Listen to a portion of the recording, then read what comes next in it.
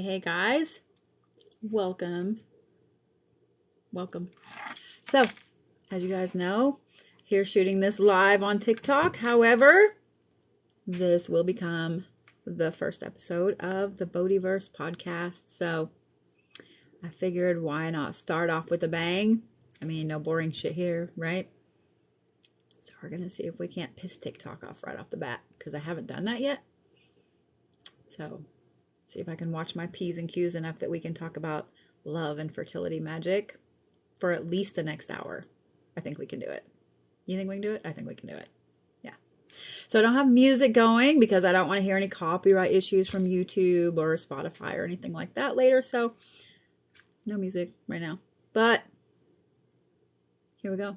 So first, while we're sitting here chit-chatting, I'm going to talk about a little bit about what love magic is, what fertility magic is, and then we're going to delve into some of the unique practices, some of the herbs that go with it, some of the things you can do at home, etc. And then we'll talk about some other random things. I'll open it up for questions, okay? So, as far as love magic goes, do y'all really know what that is? Do y'all really know what that is? So, let me explain it in a way that TikTok and YouTube and, Spotify won't give a shit. But let's talk about how I can explain it in that way. Love magic is you using your personal energy that's expended during certain activities for manifestation, for connectivity, for divination, and so on. It is something that has been used for a very, very long time around the world. What's interesting is I've kind of paid attention on different social media platforms about the different creators and speakers and so on that will talk about it and that won't talk about it. What I'm finding is the ones that know about it, that know how to do it correctly, don't want to talk about it. The ones that have no clue what they're doing are all about talking about it. And here's the thing. If you don't know what you're doing and you are half-assing it, it's not going to work out. It's not going to work out. You're either not going to get what you're manifesting, or you're going to get some really, really fucked up shit. You're going to get some really fucked up shit. So, let's talk about the wrong ways to do it. Let's talk about that first, yeah? Let's talk about the wrong ways. So here's the thing about love magic. Love magic is not just for that expending the energy on certain activities. Love magic also has to do with self-love. It has to do with a significant other. It has to do with putting love out into the universe. So the way that this is done incorrectly is that people try to do something that is against someone else's free will. Okay, so right off the bat, y'all, that's a no-no, okay? Even with this kind of stuff, even in the magical realm, the witch talk realm, the witchy realm, pagan realm, whatever. Guys, you still don't do these free will. Let me tell you why. It's not because it's just wrong. I mean, would you want somebody doing something against your free will? Probably not. What happens is you end up with an obsession. You end up with a stalker. You end up with some really horrible, toxic relationship you can't escape. So when all of these creators and stuff are out here doing all of this love magic and putting love spells on people and so on, you're fucking yourself up. You are fucking yourself up. So not only are you fucking yourself with whatever this is that's going to bring to you, you're keeping yourself from the person you're supposed to be with. Okay, you know what? That dude, that chick, that person, they may be hot as hell. You may be like all about them. Oh yes, I want that person with me. You don't know who that person is on the inside. You don't know how they are in a relationship. You don't know. So if you don't take the time to get to know them, how do you know you want to be with that person? You may do this working and get that person, and they may be all about you, all over you, and fantastic for a week. And then you find out maybe they have a rap sheet 10 miles long for beating people up, for domestic violence. Now what you gonna do? Because now you've put a love spell on this person and they're obsessed with you. And maybe the person you're supposed to meet comes walking into your life. You see? You see the dilemma there? So, doing something against somebody's will is ethically a no-no when it comes to paganism, to witchcraft, to any of that stuff. Believe it or not, even though witchcraft is a practice, guys, there are some ethical rules that you just shouldn't cross. That is one of them. Fucking with someone's free will is a no-no. Now, there are other reasons you wouldn't want to do it as well. Now, let me say this. I'm not Wiccan. I am not Christian. Therefore, I do not follow the threefold law of Wicca. I do not follow the tenfold law of Christianity. I follow karma. I'm a firm believer in karma. I'm a firm believer in what goes around comes around, and an eye for an eye. Technically, all those things are the same thing if you really think about it. An eye for an eye is technically karma. What goes around comes around. Karma. Karma. Karma. You put a love spell on somebody. You fuck with somebody's free will. What's that karma you're bringing on yourself? You see what I'm saying here? So, don't do it. I'm just saying, don't do it. I've seen way too many people on TikTok, especially younger creators that are just getting into their practice, that have not been practicing a very long time, that are doing just asinine things. And I mean, you know what? You're a big kid. It's all on you, babe. So, I'll help if somebody needs to, but at the same time, you're an adult. Here's the thing about love magic that people are missing out on. You're using it for the wrong things. You are totally using it for the wrong things. You're using this power and this energy to bind someone to you against your will, when you should be using all of that energy to manifest things. So let's talk about energy a little bit, guys. When it comes to energy, there are so many levels of it, it's not even funny. Within the human body, there are so many ways that you expend energy on a moment-to-moment basis. Right now, I'm expending energy talking to you. You're expending energy watching me. You're literally expending energy every moment. You're making it, you're expending it. It's just like breath. Everything you do is energy. So when you scream, that's energy. When you focus and you manifest, that's energy. When you do some naked mambo, that's energy. Have to be careful and skirt around the word here on TikTok. You know what I mean? So for those of you guys listening on YouTube or Spotify later, y'all know what I'm saying. You have to skirt around that. It's dumb.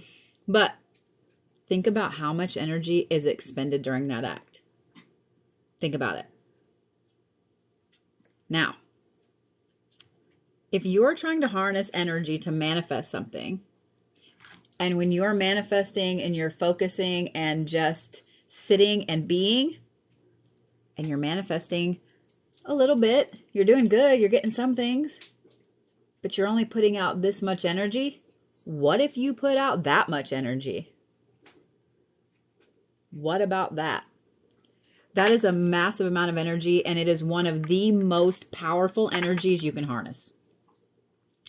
This is why a lot of experienced practitioners will not talk about it, because you have to be very, very careful in handling it and focusing it.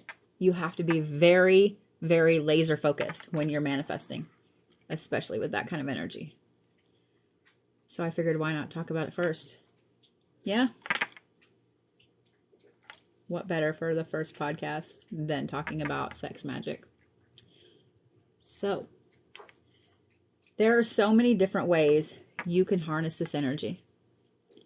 There are so many different things you can do to raise that energy. There are so many different things you can do during the act, before, after, everything, to rocket your manifestation forward. I teach sex magic classes, fertility magic, all of that stuff. When it comes to love magic, You have to be very focused before you ever start. You can't just willy-nilly go into it and then go, oh yeah, by the way, I want this. It doesn't work that way. There's actually kind of a ritual to it. And no, it's not one you have to follow. I highly suggest kind of paying attention to what I'm saying. Go online and read about it. Make your own personal ritual for it. It's personal for every person. It's personal for everything, right? But it needs to be for something large. You don't just manifest, you know, somebody paying for my gas tomorrow. Well, I mean, unless you drive like a big rig or something, then that can be pretty large. But you want to manifest something large, something massive in your life, such as a new job, making $30,000 more a year, relocating to the place of your dreams and having it paid for, making $100,000 in a year, whatever it is. Now, here's the disclaimer about any kind of love magic, any kind of manifestation at all, anything, even something tiny. Y'all have to treat the universe like it is a genie that will absolutely fuck you over any chance it will get. This is why you can't just go into this willy-nilly, and this is why a lot of experienced practitioners don't want to talk about it. They don't want to teach people how to do it. Because if you go into it willy-nilly and you're just like, oh yeah, by the way, I want this. You did not set parameters. You just said, here is my blanket order. Please do what you need to do. And I don't care if you fuck me over.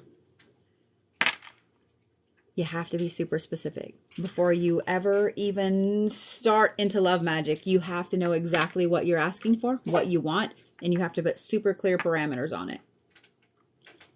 I want to make $100,000 next year. I do not want anyone around me harmed for it. I only want things in my highest good to get me to that, etc. You have to be super specific. Because if you just say, I want $100,000 next year, what happens if you lose a parent? You might get inheritance. You might get your $100,000, but you lost a parent. Do you see what I'm saying? The universe will always require balance. The universe will always try to fuck you over if you don't put specific things on it. You have to shore it up. Somebody just commented, it's like writing a legal contract, no loopholes. That's exactly right. You have to write everything down. You have to know exactly what you're manifesting before you start manifesting. Now let's talk about like the fun shit about manifesting. Now that I've given you guys all the warning and the don'ts and you have to do this and so on, that's really about all as far as that you have to do this and this. Now let's get to the fun part. The fun part about love magic is you can literally build your own ritual. You can do it by yourself. You can do it with a partner. Gonna leave that open to interpretation because it's TikTok. But one of the fantastic things about it, building your own ritual is so personal and intimate, and you can get as in-depth and as detailed as you want to with it. For example, if you just want to build yourself an awesome ritual bath and an amazing tea to go with it, then that's exactly what you should do. If you want to do that, plus develop a sigil oil, sigil yourself all up, lighting, because color magic is a thing, guys. Whatever, however in-depth you want to get, I highly recommend you do it. Because the more effort you put in, the more planning you put in, the more energy, the more manifestation you're going to put in. So it leaves it super open to interpretation, what you want to do. For me personally, let me tell you guys how my rituals go with this. I've been a writer for a long time. So before I ever use that amount of energy to expend it on any kind of manifestation, I write it down. I start with my blanket statement, I want $100,000. I start with my blanket statement.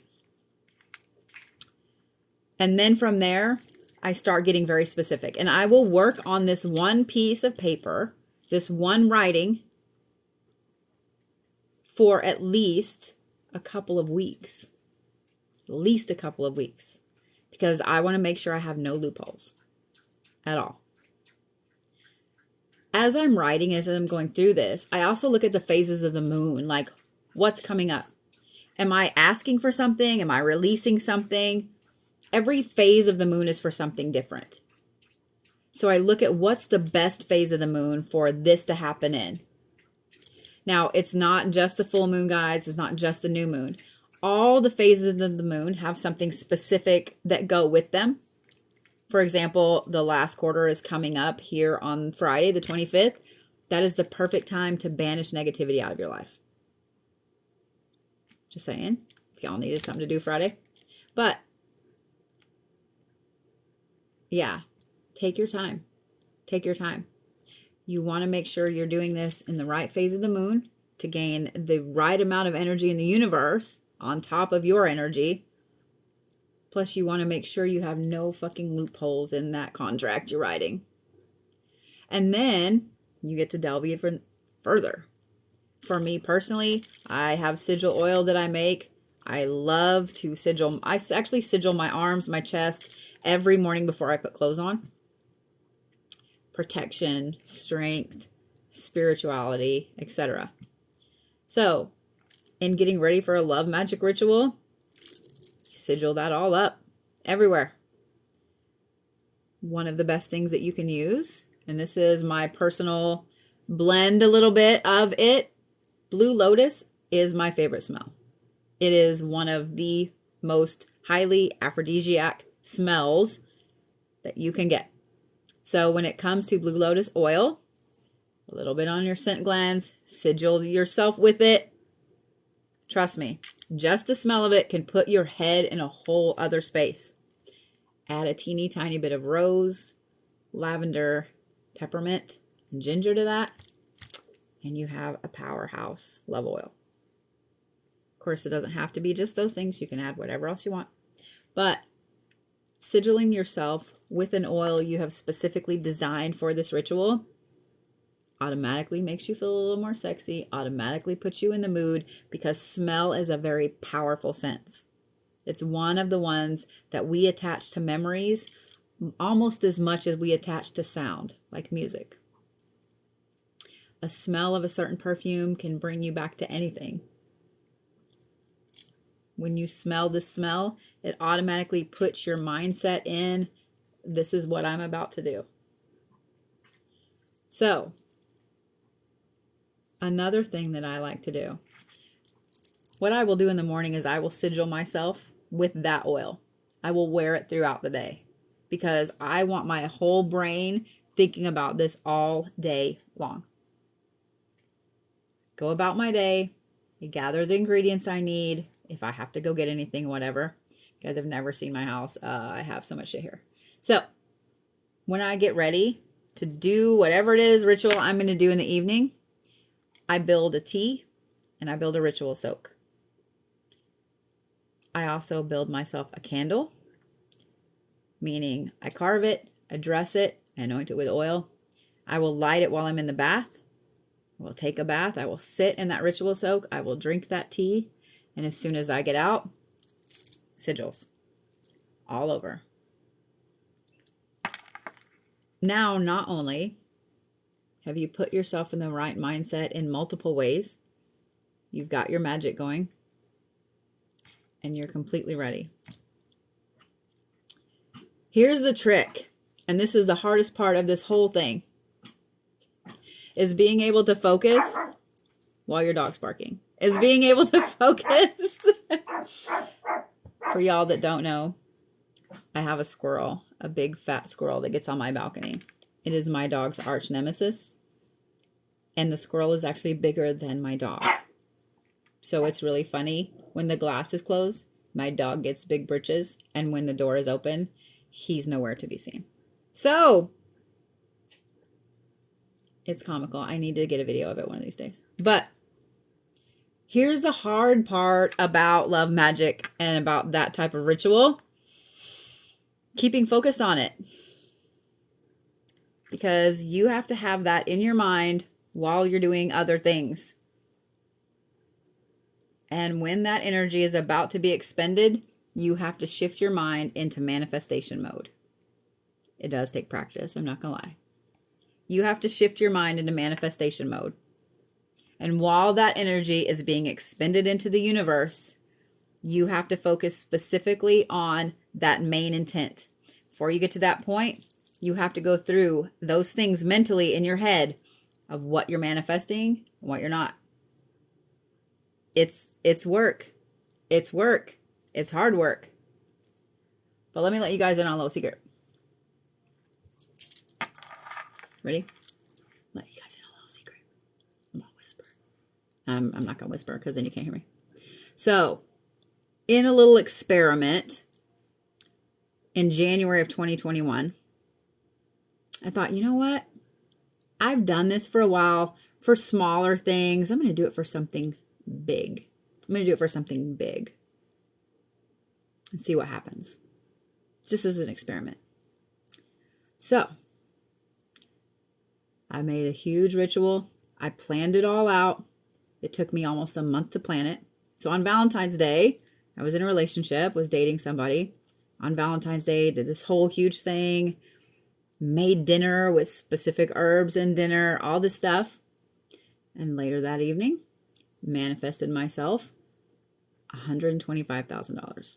That's what I wanted to make in 2021. Okay? And 2 days later, I had $8,000 in my bank account from an error from the bank. Okay, good start. Good start. So I started kind of ticking it off like, oh, okay, I got this, I got that, I got this. Well, I actually forgot about it. Toward the end of the year, things started taking off. I was busy, I was traveling and so on. I actually forgot about it. Well, I pulled all my stuff to do my taxes for last year. And when I saw how much I actually made, I seriously had one of those crazy laughs come out of my face. I made $155,000 last year. Now, most of that went right back into my business and traveling and so on. But after that crazy laugh came out of my face, I sat there for a minute and I went, holy fucking shit. Holy shit. That's what that kind of energy can do, guys. It's a fantastic amount of energy you expend during that act. If you can harness it correctly, the results are fantastic. And because I planned it out, because I didn't leave anything open, all of my family's fine. I'm fine. Nothing was lost except a little bit of energy. So, I'm just saying. So let's talk about some of the different things that are for love magic. And this is not just for that act. This is not just for that thing in particular. I want to talk about different herbs. I want to talk about different things like that that you guys can use for this. This is for teas. This is for ritual soaks. This is for oils. This is for incense for placing around your house. Loose incense is fabulous. I have a whole bunch of little cheat sheets here. So, let me get my cheat sheet pulled up correctly. What's interesting about it is a lot of these herbs you guys probably have in your cabinet right now. The other ones you can easily find at some of your local metaphysical shops. You can order them online. You can order them through my site, whatever you want to do. Basil is one of the ones that most people don't pay attention to. You probably have it in your cabinet. If you don't, you can get it at the grocery store. So basil is, and I'm going to read you off my little cheat sheet notes here, guys. I love cheat sheet notes because the blonde, especially this over here, the white, it's gone to my brain. It does. I know my shit, but after a while, I'm like, words. Words are words. Anyway, basil is protection. It's also for beauty. So if you're doing any type of beauty working, self-love, basil is your friend. Now, basil does have kind of a licoricey taste, so it's not my favorite, but I can easily tell you guys how to mask that shit so you don't have to worry about licorice. I'm probably going to sneeze. Or not. I really took a deep breath like I was going to sneeze. Anyway, so one of the things about basil is that it attracts love. It brings love. It brings beauty in. So you can use basil in any kind of working. You can use it in any kind of beauty working. You can use it in love working, self-love working, etc. So if you're doing a love working and you're using it for manifestation, now see, this is where it gets slippery because some of y'all are like, ooh, I could use that to bring somebody to me. Careful what you ask for. Like I said at the beginning of this, you can use basil to bring something in, bring something to you. It can also be used to find love, to find your person, to put your person in front of you. That's how I would word it, okay? Bay leaves is the next one. So bay leaves are power. When you're doing a working, now I don't recommend bay leaves in a tea. I'm just saying. When you're taking notes, because I see some of you say you're taking notes on this. When you're taking notes, these are not just for teas, guys. If you don't like tea, no big deal. This is for a ritual soak. You can make a simmer pot.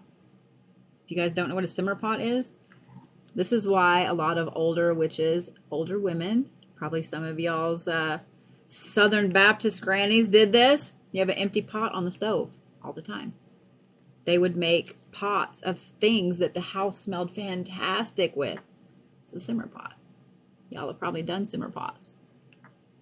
So if you do a simmer pot and you put bay leaves in there, you write on the bay leaf what you want. I want my person $150,000. You see what I'm saying? You write on the bay leaf what you're manifesting. That is your power. And you don't have to voice it as you're writing it. You can simply write it, put that manifestation in, and put it on the top. I always lay my bay leaves on the top of a simmer pot. And as it boils, if they go in, they go in. But I lay them on the top. Cinnamon is one of my favorite herbs to use in any kind of love spell, love magic, fertility, etc. Because cinnamon is extremely protective. Not only does it bring in power and love and positivity to you, but it attracts your people. It attracts people. It's also an aphrodisiac. I'm just saying. Cinnamon naturally increases testosterone in the body. It also increases the blood flow. So, here's the thing about cinnamon, though. You have to be very careful with it. Because if you're using it in a love spell, a love working, love magic, fertility magic, etc., if you're using cinnamon at all, and at any point an X creeps into your mind, cinnamon is also useful for that. I do not recommend that, okay? So make sure when you're doing this, you're very, very careful about who enters your mind, okay? Cloves is another one that is fantastic. You probably have it in your cabinet as well. If not, the dollar store totally has huge bottles of them for $1. These are fantastic for bringing in love, especially for love magic, like manifestation we were talking about. This is something that's used across multiple cultures. Thank you, Panda. It's used across multiple practices in this kind of stuff. It is also used to shut someone up. Just saying. So, if you're trying to do a hex, a curse, a ward. So, rosemary is another one. Rosemary is famously protective, but it's also for victory. So, if you're manifesting the love of your life, your soulmate, the person that you're supposed to be with, rosemary is a fantastic one to use. You can also absolutely use it while you're cooking. A lot of these herbs can be used while you're cooking, guys. So if you want to get super in-depth, like I was talking about that I did with mine, I made this amazing dish of grilled chicken. I put fresh rosemary all over it. I made cinnamon rum cake, cloves, things like that. So get as ornate as you want to, guys. It doesn't have to be just tea, just a soak. Incense, food, drinks, all of those things. Now, another thing about rosemary, if you decide to use it, it will bring an ex-lover back. Don't let that happen. There's a reason they're an ex. I'm just saying. So lavender is another one that has a very, very wonderfully calming aroma. It is to bring in love, to bring in peace, to bring in calmness. So if you're manifesting your soulmate, if you're manifesting the person you're supposed to be with, absolutely use lavender. Absolutely. Now, if you're manifesting a new job, relocating, money, lavender is probably not the one you want to use. Lemon is another one that shows the power of love. It also soaks up negativity. So it can also heal emotional issues, the juice of it. So if you're cooking, if you're drinking tea with dinner, just regular tea or whatever, if you're cooking chicken, if you're cooking fish, you can squirt some lemon juice on it, leave the rind on top of it. There you go. Roses, everybody knows about roses. We're not even going to worry about roses. Now, Lotus is also one that is wonderful to use. Here's my disclaimer about Lotus. Pink Lotus is for peace, it's for enlightenment, it's for love, it's for passion. Blue Lotus is for enlightenment. It is a powerful aphrodisiac. It's also for spiritual traveling. It's for petitioning. It's for being in another state while you're doing this. So if you want to use something like Lotus in a tea, just know, A, it does not taste great. You need to mask it with something. Peppermint is always a great thing to mask it with. And B, it goes into your system pretty quickly and goes out pretty quickly. Do with that what you will. As far as love goes, close my cheat sheet out. As far as love goes, there are also specific colors that you want to use. So for me, all around my house, I have LED lights that go around the ceilings, in my living room, bedroom, etc. Colors matter, guys. Colors matter a lot. If you're doing any kind of love ritual, whether it's self-love, whether it's love magic, anything like that, there are two colors that you want to use depending on what you're doing. Pink and red. Let's start with pink. Pink is more for peace and calm. It's for self-love. It's for friendship. It's for a soulmate, okay? This is a connection. Pink is actually love. Red, however, is passion. It's action. It's movement. It is not calm and peaceful. It is movement. Rocketing forward. So if you're manifesting money, if you're manifesting anything at all that has to do with getting off your ass or something changing, you have to use red, not pink. So this goes for candles, this goes for lighting, this goes for ribbons, it goes for food coloring, any of that. It goes for your clothing. Make sure that you pay attention to which color you're using. If you are wanting to banish something, if you're wanting to let go of something negative, you want to use black. Black is protective. Black is also banishing. Now, in a pinch, if you guys don't have those colors at all, say you want to light a candle, you don't have those at all, white will always work, okay? Green is for money. Orange is for justice.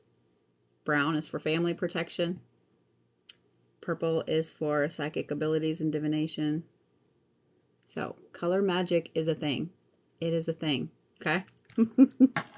So, let's get a little up close and personal here, just because I can't see all of this.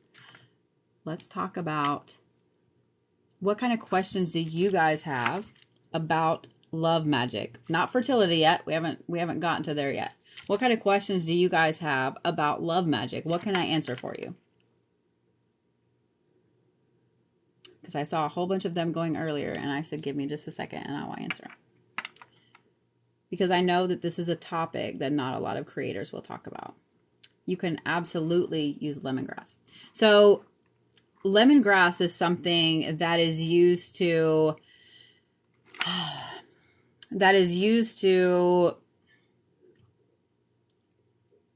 clear out a situation. So if you have something negative, like if you are trying to manifest your soulmate, you're trying to manifest money, a job, or whatever, but you know that in your mind you've still got some things you got to get rid of. Maybe you've got to heal from a bad relationship, or you need to get rid of this toxic job you have now. Absolutely. Absolutely. Jasmine is also really good for love magic. It is good because jasmine represents spring. It represents new beginnings. It represents bringing new things in. There's a lot more to it than that, but like what I'm touching on are the main things that go with this that you guys would use those herbs for. So sigils, someone asked about sigils. Here's what I recommend with that. There are a ton of different sigils and runes out there. Every single culture has sigils. Every single culture has runes, basically. Now, Norse runes, Elder Futhark, things like that, those are the most common that most people know about. There are Greek runes, there are Egyptian hieroglyphs, there are all kinds of stuff. So what I would recommend is to look at the culture that you belong to first. Look at the ones you're drawn to. Use ones that resonate with you. If Celtic ones resonate with you and that's your culture, use them. Native Americans all have different things that represent love, that represent fertility. If that's what you belong to, use them. There's not one specific I recommend over another. There are times that I use multiple from multiple different cultures that I belong to. There are times I make up my own. So don't feel like you have to be stuck in a box with what sigils you use. You guys with the questions. So, book or places to look for a beginner. Here's the problem with sex and fertility magic. When you go to look it up, you're going to find all of these things about getting pregnant, about having a kid, and so on. And don't get me wrong, the fertility spells are great for that. There are a ton of herbs that you can use if you're trying to get pregnant. When it comes to love, a lot of the times if you're looking something up, unfortunately, you're going to find all these ones about bring an ex back and so on. There's not a lot out there about how to do it correctly. There are a few articles, good ones out there, and here's what I'd recommend is I would recommend being very specific in what you're searching for. So when you're putting in a search, say, I would put sex magic rituals instead of love, because love is going to usually bring something that says, oh, bring your ex back or whatever. Specific time of year. That's a great question. Spring. Right now. That's why I decided to do this tonight. Spring is bringing something in. It's new beginnings. It's sprouting new relationship. It's also fertility. So if you guys were doing any kind of fertility working, any kind of love working, anything like that, right now. Right now. So let me see here. I have not spoken on anything tantric wise because I have to be a little careful on TikTok here. I will do some podcasts later on that are not going to be on TikTok that will have better language in them. Let me say it that way.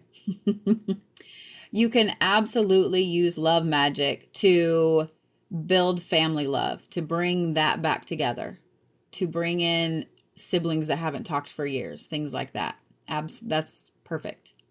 So can you manifest a person that may be getting married? I guess I don't understand that. Can you manifest a person that may be getting married to his karmic? Do you mean to his karmic soulmate? Or I don't really understand, I guess. So podcasts will be put on Spotify. They are the Bodhiverse. I will also have them on YouTube, so you guys can listen on YouTube as well. If you guys go to my website, I will have all the links up. There will be a special page so you can catch them all. But yes, I will make sure I have them out everywhere for you guys. So when they are not on TikTok, they will be listed on the website. I have them set up to go to Spotify as well, so I will make sure to get it out there. So let's talk about fertility magic. Actually, let's answer this question first because someone asked about protecting a relationship. Depends how in-depth you want to get with it. There is actually an old American folk magic tradition. It's a little gross, but it's one that's been used by women throughout the Appalachian Mountains for a long time. It's been used by the Celts and so on. If you would like to keep your partner with you to where they do not stray, you strain their alcohol, their liquor, or whatever they're drinking through your socks. You put it on your feet. You put your feet in it.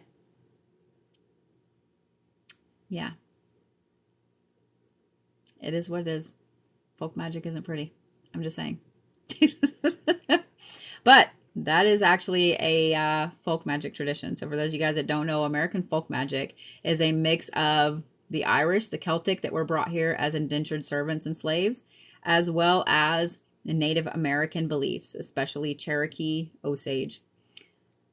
And then you've got Southern Baptist in there too. So for those of y'all that grew up Southern Baptist, y'all practice witchcraft and you didn't even know it. I'm just saying. Because a lot of things that Southern Baptists do come from American folk magic. They're not in the Bible. They literally come from folk magic. Just saying. I'm just saying. So, yes, really, that's a thing. So, let's talk about fertility spells. Let's talk about what you guys can use for fertility workings. I didn't talk about stones for a reason. Because there are a lot of stones for self-love. Rose quartz is obviously the most famous. The thing I love about rose quartz is all of the people that think that you can put a rose quartz in somebody's bag or car or under their bed or whatever and make them fall in love with you. It literally does not do that. Rose quartz is for bringing in love. I would recommend doing it if you want them to help themselves. If you want their self-esteem, their self-love to be better, absolutely. But is rose quartz going to make someone fall in love with you? No. No, it's not. It is what it is. It is what it is. So, let's talk about fertility. Because I know a lot of people struggle with this. I've had friends that have struggled with it for a very long time. And it seems like the harder you try sometimes, the less anything happens. When it comes to fertility spells, when it comes to fertility workings, they are not always just for getting pregnant, guys. Fertility and abundance are the same thing. So in the spring, this is the time to do that. This is the time when everything is ripe and ready to grow in all aspects of your life. So as far as fertility goes, in this instance, we're going to talk about it as in babies. as in new things like that. So let's talk about colors. Orange is not only the color of justice, but it is the color of the sacral chakra, which is the reproductive organs. So it is the color of fertility. Some people will use green. I personally don't, just because green is more luck and money. But some people will use it for nature, for earth, for bringing in abundance. So if you're wanting to use a fertility spell and tweak it slightly for an abundance spell, absolutely use green. Pink is the other color that I would recommend using. Usually in a fertility spell, I will use orange, pink, and white because I want purification. I want this whole thing to start in an amazingly blessed way. Pink is for love. Pink is for self-love. Those three things right there. There you go. So now on my cheat sheet here with herbs for fertility spells. Y'all ready? Got your notes out? Ready? So, rose, of course. It's the ultimate relationship. The herb creates harmony. It's love. And it's love. Yes, you can use it in love magic. But I personally like it better for fertility. Poppy seeds are also another great one. Poppy seeds are considered to be round, like a pregnant belly. Therefore, they represent that in any kind of fertility working, fertility charm, etc. Rose hips are the middle part of a rose. They are the reproductive aspect of a rose. This is why they are one of the main ingredients in any kind of fertility working. Mugwort is actually another one. Mugwort is similar to Lotus in that it will put you in a different state of mind if you drink it, eat it. I don't recommend either one of those. If you put it in a tea and you want to drink it, just know you better mask it with something because it tastes a little gnarly too. But anything associated with the moon is associated with femininity. So mugwort, poppy seed, star anise are all associated with the moon and feminine and fertility. Star anise is the next one. So star anise is not only extremely protective, but it's one that is used to stimulate the libido. It's also one that I had to try to not giggle. The 5-year-old in me had to not giggle. It's helped to boost your estrogen naturally. It does have a crazy black licorice taste. Just so you know. If you don't like black licorice, you're going to have to do something to mask it. Because I don't like black licorice, so I get it. Turmeric is the other one. This one right here encourages fertility in humans and animals. It's been used for a long time for it. It's also very protective. So if you are worried about holding a baby to term or something like that, this is a great herb to use in a fertility working. As far as oils go, frankincense is one that moves things into manifestation. Pink lotus is also a good one. And this is for oils, guys. So if you're using for sigils. Yang Yang is another one. It's very, very intensive for sexual issues. So if you guys have been trying to get pregnant, to have a kiddo or whatever, that's a good one. Not only can you ingest it, but oil. Now, guys, if you are trying to get pregnant, here's my disclaimer here, okay? Don't take any of these herbs without talking to your doctor, okay? Because if you might already be pregnant, you don't want anything to harm that, okay? You don't want to fuck anything up, especially if you've been working really hard to get pregnant, okay? If you're on any kind of medication, please make sure you ask about mugwort, lotus, things like that before, because I haven't ever had anything happen where they reacted with medication, but better safe than sorry, guys. If you're worried about it at all, if anything in your gut says don't take that, don't eat that, don't use that, don't. Trust your gut. Trust your gut, okay? Trust your gut. As far as fertility workings, one of the main things that people do with fertility workings is they make talismans. They make charms. There are a ton of different ones you can make and lay around the house, etc. When it comes to crystals and so on, rose quartz is obviously going to be the best one. I highly recommend putting a piece under the middle of your bed, putting black tourmaline around the corners, pulling selenite on the sides. So, I know I kind of went over fertility just a little quickly. What questions do you guys have about fertility? Or love magic, either one. You guys have me for 10 more minutes because I don't want to talk your ear off, because I will.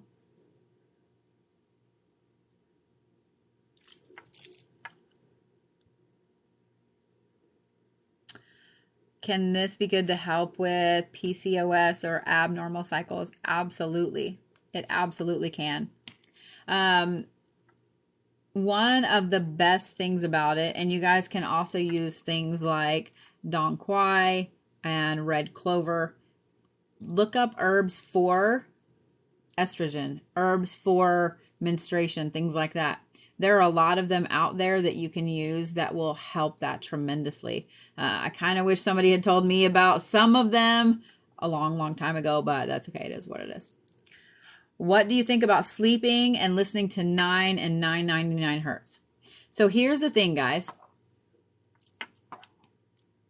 Different levels of hertz can do different things.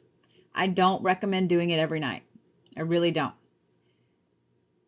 It can cause a lot of weird energy adjustments in your body if you're doing it every night that your body can't keep up with. Doing it a couple nights a week, absolutely, I do. I would recommend starting off with the main solfeggio frequencies first, those main 9. And I would find you a playlist that goes through all 9 of those and let them rotate throughout the night. And then move into listening to just one all night long and go from there. Ease into it. Because if you just throw yourself into some of the very high frequencies, anything over 960 or so, in fact, 963 is the top of the solfeggio frequency, and listening to that one by itself right off the bat will give you a pretty gnarly headache. So you don't want to throw yourself into listening to those right off the bat. The lower frequencies are great to listen to, but in moderation as well, because they can cause issues with some of the chakras in your body. They're meant to help them, but if you overdo it, you can actually go the other way with it and you can do some damage. So I would just make sure that you pay attention and you do it in moderation. So I'm looking at some of the questions here. The best moon phase for fertility. Well, what I would recommend would be the new moon. The new moon is new beginnings. It's bringing new things in. It's intention. It's manifestation. So that's what I would use. Been craving cinnamon a lot lately. I don't know. So scientifically, that would tell me you have some kind of imbalance in your body, that your body is craving it. Cinnamon is also good for blood sugar. Could be good for blood pressure. So if you're craving it, first I would look at a medical reason, and then I would look at something else because, yeah. Let's see here. Now, as far as regulating your cycle, that can be a little harder to do with herbs, especially depending on what age you are and so on. I would talk to your doctor about that before you delve too far into taking a lot of different herbs. Because if you're on any kind of medications, some of these can mess with them. So before you delve into any kind of anything herb-wise for a specific purpose, I would totally talk to your doctor. Cinnamon in your tea every morning. I usually take a cinnamon pill every morning. I haven't in a while, but yeah, I usually take a cinnamon pill. Ooh, an herb good for libido during menopause. My favorite answer to that is going to be Lotus, but cinnamon is probably the next best one because Lotus is kind of a little bit of a psychoactive drug, and you probably don't want to use it all the time. But cinnamon is a really good one for that.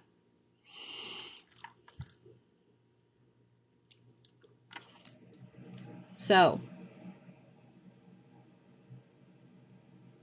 A good book to learn about herbs. There are a ton of them. There is actually an herbal encyclopedia that is on Amazon. It's a little expensive. It's a medicinal encyclopedia. I want to say it's like $40 if you're wanting the medical uses of them. If you're wanting just the magical uses of herbs, there is, I actually have it right here.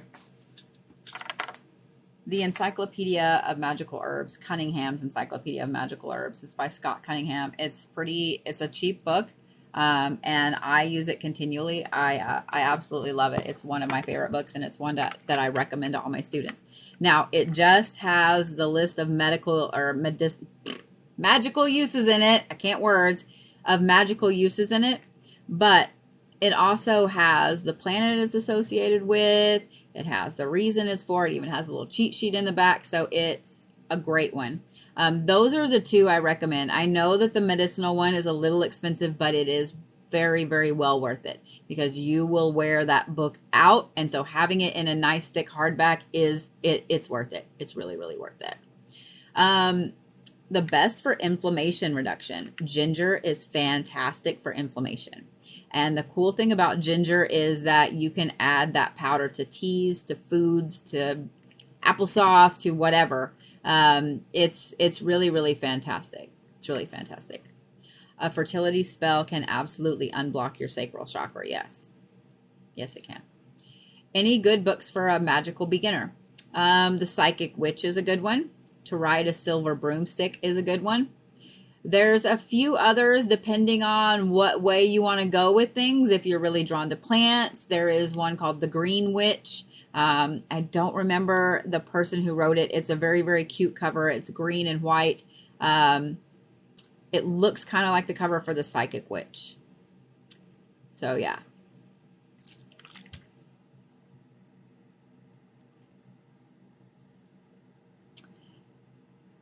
Yes, yes. I would absolutely talk to your doctor about cinnamon. So I am diabetic, and cinnamon has been my friend a few times. Ginger will also help a little bit. So it's fantastic with that, especially if you have issues with circulation, with inflammation, if you have migraines, etc. It will help. Thank you. The Green Witch is by Paige Vanderbik. Thank you. I knew somebody would probably know. Yeah, To Ride a Silver Broomstick it's great. It's a great book. So. Oh, Green Witch. Gotcha.